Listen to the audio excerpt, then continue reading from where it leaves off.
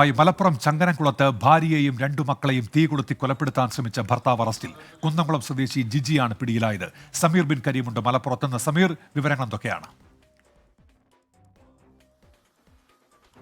ഉന്മേഷ്, ചങ്ങരംകുളം സ്വദേശി ജിജിയെയാണ് ഇപ്പോൾ കുന്നംകുളം സ്വദേശി ജിജിയെയാണ് ഇപ്പോൾ ചങ്ങരംകുളം പോലീസ് അറസ്റ്റ് ചെയ്തിരിക്കുന്നത്. ഇയാൾ ഇക്കഴിഞ്ഞ 10-ാം തീയതിയാണ് കേസിനാസ്പദമായ സംഭവം നടക്കുന്നത്. അതായത് ഭാര്യയും രണ്ട് മക്കളും ഉറങ്ങിക്കിടന്നിരിക്കുന്ന വാടക ക്വാർട്ടേഴ്സിൽ രാത്രി 12 മണിയോടെയാണ് ജിജി എത്തുന്നത്. തുടർന്ന് ജനൽ തുറന്ന് ഇതുവഴി പെട്രോൾ ഒഴിച്ച ശേഷം തീ കൊളുത്തുകയായിരുന്നു എന്നതാണ് നമുക്ക് മനസ്സിലാക്കാനായിട്ട് കഴിയുന്നത്.